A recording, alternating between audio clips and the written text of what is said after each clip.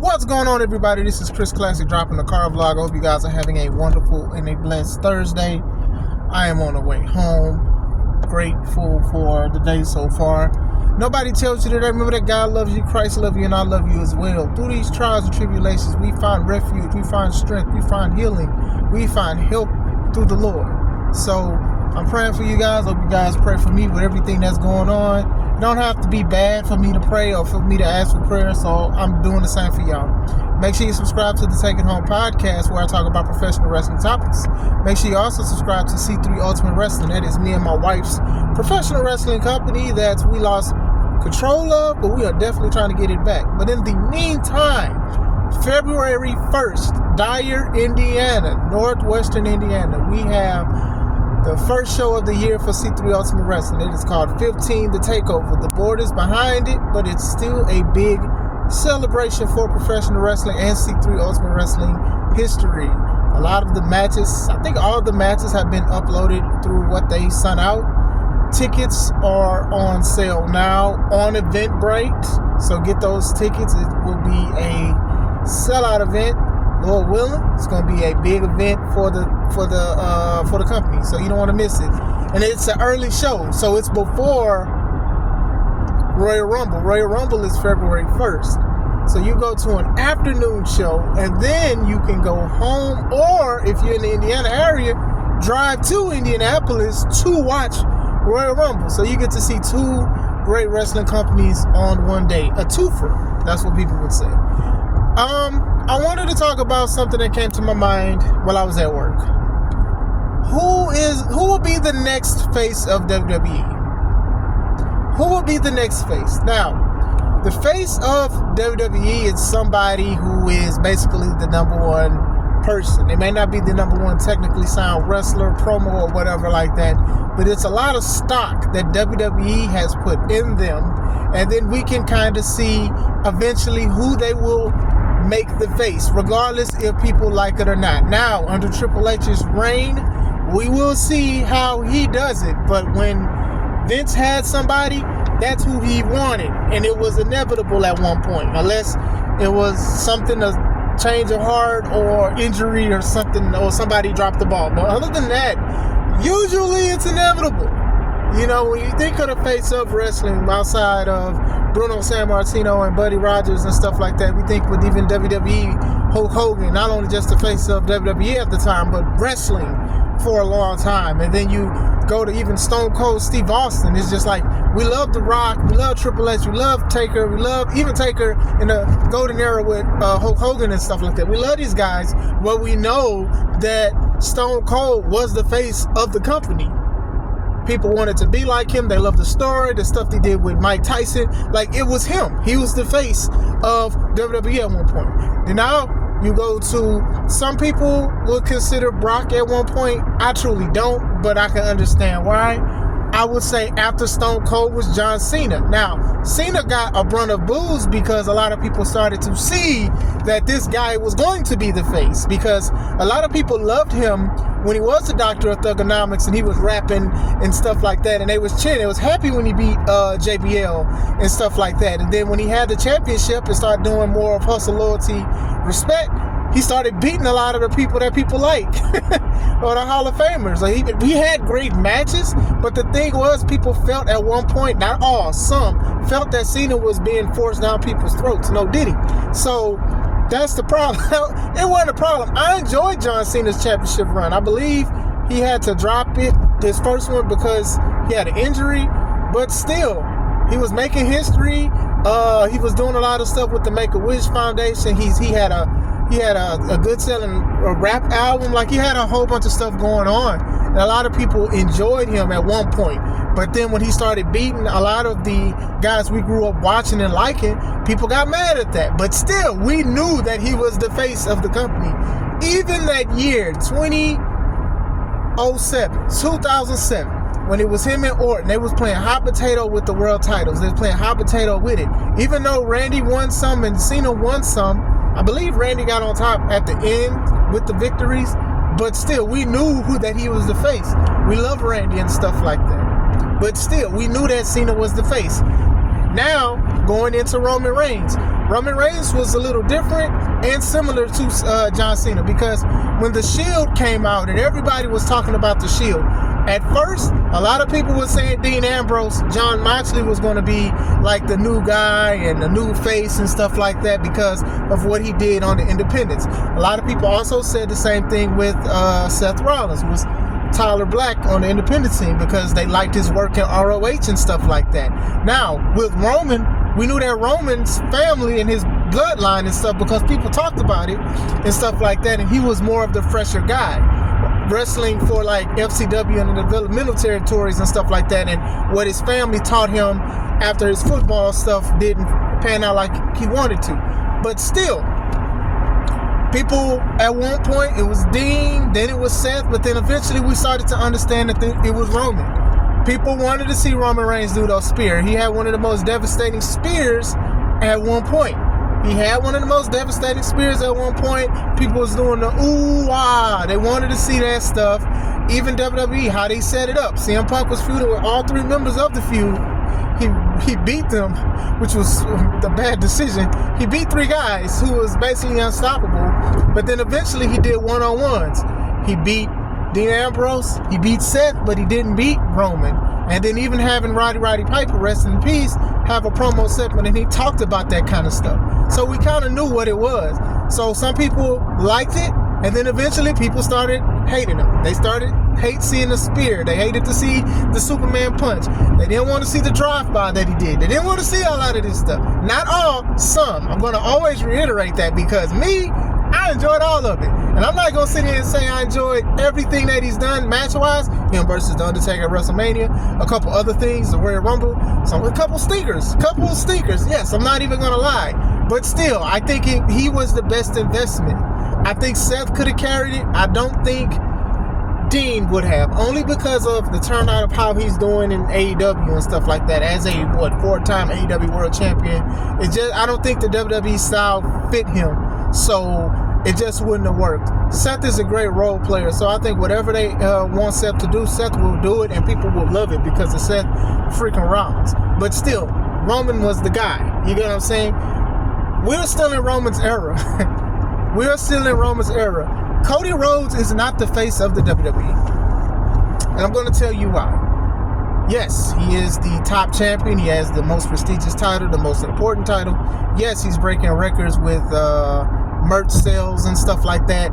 Yes, it's a lot of kids that's dressing like him, singing the song, and adults and stuff like that. Yes, all of that. But still, it still has Roman residue. This sounds crazy. Roman Reigns residue. Triple R on the product. People still want to see Roman. I'm not sitting here saying, Roman has to go away in order for Cody to just be the face of the company. I just think that Cody is currently in his moment, and he's making history with it. And there's nothing wrong with that. But me personally, he is not the face, and I don't think he is going to be. We'll have to wait and see, but honestly, I do not think he's going to be the face of WWE. Right now, he's like the team lead, if you will. Like, you get what I'm saying? A lot of eyes on him. When you think of WWE, you either think of Roman or you think of Cody, honestly. You think that, Roman get a lot of pops when his music plays still, and people still like what he does and stuff. You get what I'm saying? And that's nothing against Cody. It's just that his Roman's reign for the face. He still is. People still want to see him and stuff. People want to buy, and people want to see Cody. True. I'm not going to, like I said, I'm not taking it away from him, but him as the face of the company, no. Just because you are the top champ, it does not equate to you being the face. Just because you may be popular at a time, doesn't mean that you are the face of the company. A few years, 10 years back, 10, 12 years back, Zack Ryder, Matt Cardona was like one of the most popular wrestlers off of his YouTube content. But he wasn't the face. But people would hijack the show with Let's Go Ryder, woo, woo, woo, and stuff like that. It doesn't equate to the face. Kofi Mania, as much as I love Kofi Kingston winning and everything like that, great moment, but when he had the title, he was not the face of the company. It was just a wonderful moment. That's how I feel with Cody, even though I think Cody has more of a legacy to it because of what his dad and brother did and contributed to WWE. Same thing with Brian Danielson, the Yes Movement, big movement. Everybody's doing yes and no's and stuff like that. That's something I don't think the arenas are going to ever stop doing. But unfortunately, with injuries and stuff like that, I think that's just one of those things that it just didn't happen. So that I want to say that, like when I say I don't, that's why I don't really consider it. You know, it is a wait and see, but I don't think that Cody will be like just the face. Like the face ushers in new eras, kind of. Sometimes it's a new era vibe to it, and with Cody, I don't think it's a new era vibe that I'm getting from him. You get what I'm saying? I just think he's just part of this era, and he's being successful, and there's nothing wrong with that. Usually, you think of stuff with the Golden Age, with Hogan, and then the Attitude Era, Stone Cold, then Ruthless Aggression / PG era, that's John Cena, and now it's just a new era, but no, they haven't, they call it modern era. They call it modern era, and it kills me because people be like, oh, well, this person has had the championship for the longest in the modern era, and it's just like, what is the modern era? But I had to think about it because they don't say it as much as they used to. But yeah, basically we're currently in the modern era of wrestling, of WWE. So now, eventually, I don't know when this will end, but eventually it will be somebody else's turn.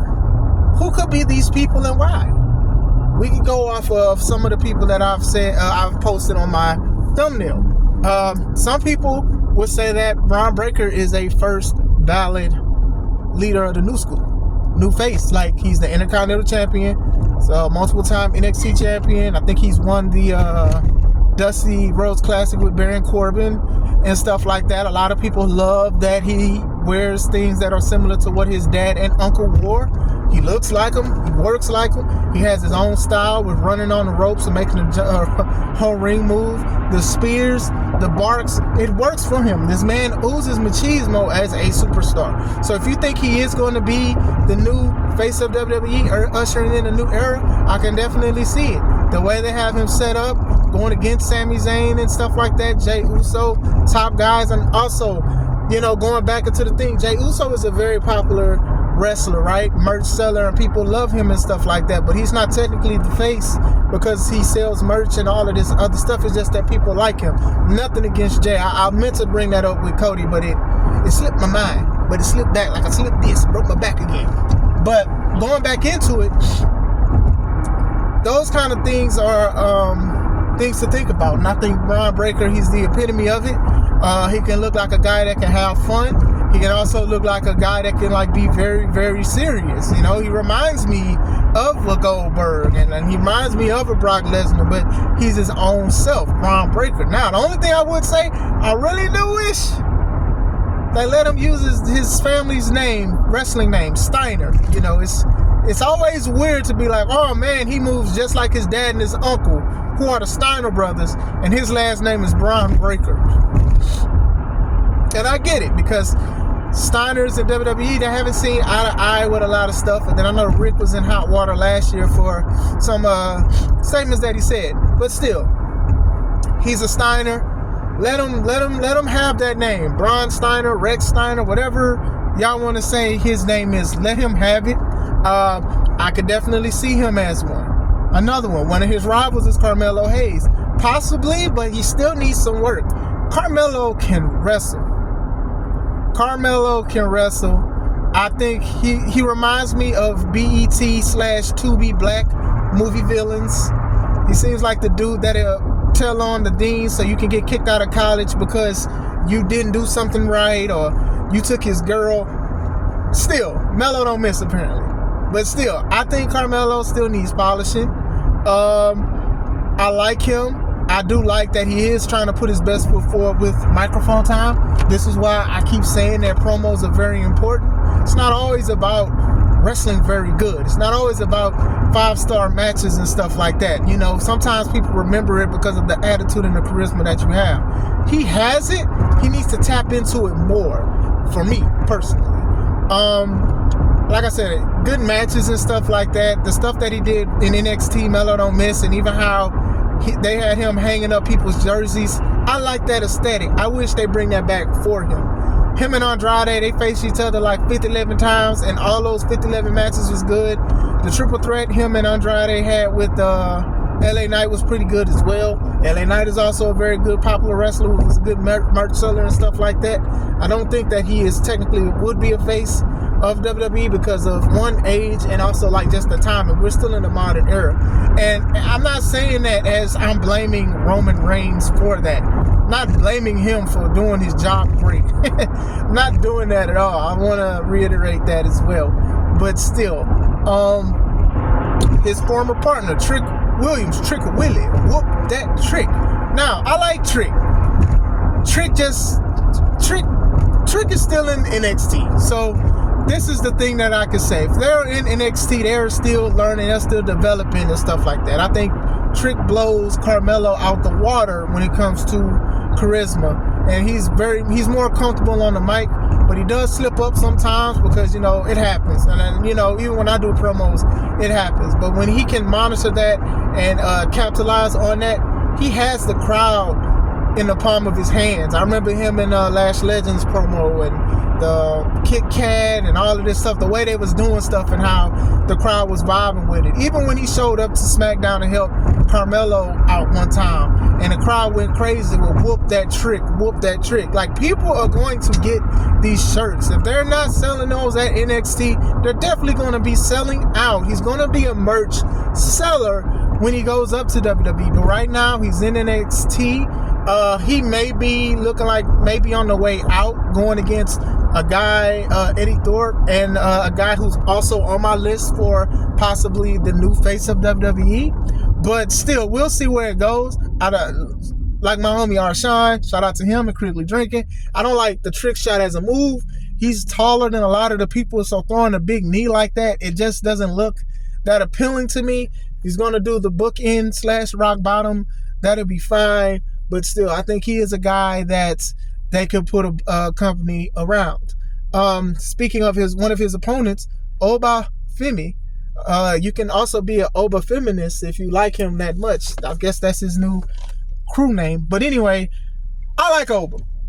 I like his accent. I like his presentation. I like how he comes out. Like, to me, when you look at a wrestler that is that's a heavyweight and a big wrestler, you should assume that they mean business. When I come out, that's one of the things I do. Outside of like clapping my hands and getting the crowd into it and stuff like that, it's serious. It's something. And I think that Oba is the epitome of that. I think Oba does very good with his presentation and the aesthetic of being a professional wrestler. Like a guy nobody should really be having a business trying to fight or pick a fight with. And I think he does a great job with that. He's in NXT. He's on the microphone. Less is more. And he's doing that. Like, even when he said the Trick, he's like, the only reason why you're the NXT champion is because I let you be the NXT champion. And the only reason why there's a whoop that Trick era is because I allowed that. And then there's other promos. He was like, first there's Oba, then there's everyone else. He told that lady from Tony D'Angelo's squad, in certain cultures, women are meant to be seen, not heard. That made people mad. I loved it because I thought that was pretty cool what he said. Still, I think they made him seem unstoppable. He lost the North American Championship, but man, I could see him and Gunther just going at it and stuff like that. If we do him right, I think he could also be one. But who knows? Time will tell. We don't know when this new era is going to happen. We just know it's going to happen. It could happen now because it's a new year. It could happen in 2 years. It just depends on what it is, because usually when eras change, the money change, the revenues change and stuff like that. Going from watching wrestling on cable to now you can look at streaming services, or you can go on YouTube, or you can still do cable, and things usually change as far as outlets and stuff like that. And now it's slowly changing because tickets are like an arm and a leg when it comes to buying certain things, and with WWE and their product. Also, Dirty Dom could be he could be the face of the company. I mean, this guy has improved leaps and bounds and found his own character. Like, he literally escaped the shadow of being Rey Mysterio's son. That's very hard to do. And even Braun, I think he's done that out of escaping who his uncle and who his father is. I think that they've done great. Some wrestlers, they regret it. They won't say it, but sometimes they regret that because people are going to always compare them to their father or to their mother or to whoever, taught them or whatever like that. Some people are going to always compare them to that. And I think that Dominic has done great with that. When he was a good guy, he just couldn't. People booed and got sick of him because his gear, he looked like his dad. It was similar to his dad and stuff. And at one point, people liked it, but then it was like, you need to do something else. And they started booing him. So him joining the Judgment Day and stuff like that and getting booed out the building and stuff and got some of the women that people want to be with fighting over him and stuff, it works good. It's dope. I think Dominic has done a great job with his career and what he's been doing and stuff like that. Eventually, people have been talking about, well, maybe he should beat Gunther for the World Heavyweight title. I would say in a few years, and heck, maybe even this year, he'll be a world champion. I don't see nothing wrong with that at all as far as Dominic Mysterio is. There's also like room for more women to like be on top of WWE. You look at women like Bianca Belair, you look at women like Charlotte, you look at people like Bayley and stuff, and even like Becky Lynch and Rhea Ripley. And then you look at how like NXT, how Roxanne Perez, she's doing very good. And she's beating women like Julia. She's beating some solid women and stuff like that. And she's still very young, so she still has room to grow. But the way they project her as the champion and stuff like that, I think she does a great job, and I think she gels well for being very young. So that's very cool to see. That's very dope to see as well, as far as like the women's forefront of wrestling is, right? Also, I mean, some people would even say Jacob Fatu. I love you, Solo. Some people would think him. I could see him making a big impact in WWE. I don't see him as being a face. I'm not saying that like I don't want to see it. I just don't see it, if that makes sense. Look, man, eventually the bloodline will start being a trope when it comes to certain things. Like almost if you're a Samoan or if you are family, your bloodline transcends that family tree, then most likely people are going to assume you only here because of that. Or it's going to feel like you're a token Samoan. And that sounds crazy, but it makes sense. Like you'll be a token Samoan.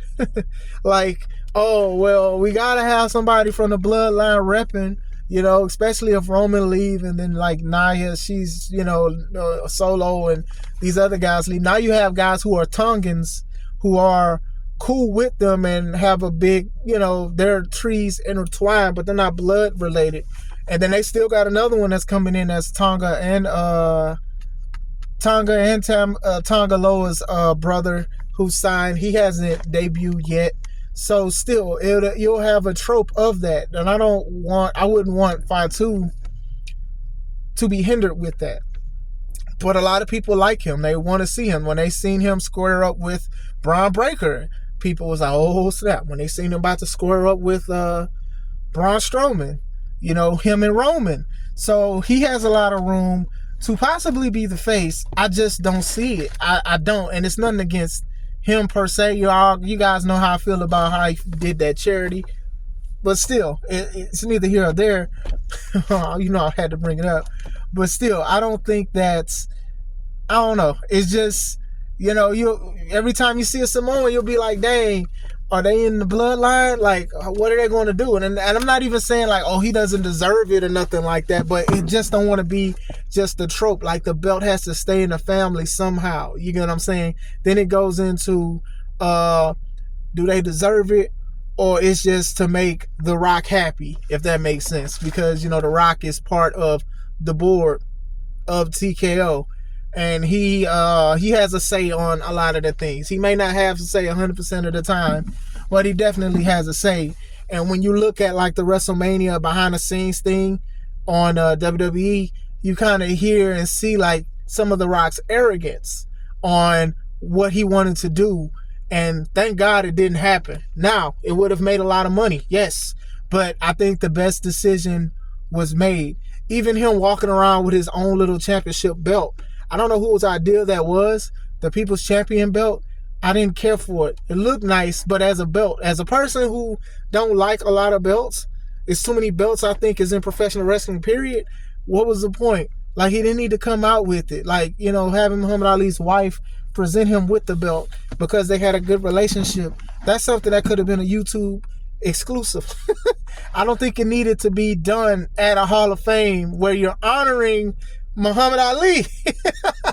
You know what I'm saying? Like, to me, that's a little bit on the arrogant side. It's just a little bit of arrogant. You know what I'm saying? But still, I don't want that to mess up anything for Jacob. However, if he deserves it, he deserves it. You know, like I said, even going to that, I don't really go off of what people feel about wrestlers and stuff, because if that was the case, I wouldn't have cared for John Cena. I wouldn't have cared for Roman Reigns. But if any of these people, they show the Lowenthal to be the face of the company, I'm all for it. I think they're showing how great they are. They're very impressive. Some people need help. Some people are ready. But we'll see. Who do you think can be the new face of the company? What era is coming in, especially with like Netflix? Like, will Netflix, with, you know, the Netflix Raw, which is next week, will that be the ushering in of a new era? What is it called? The Netflix era? The Netflix and Slam era? Streaming era? Like, who's going to be the face of it and why? Let me know. Let's talk about it in the comments. This is Chris Classic. Let's take it home.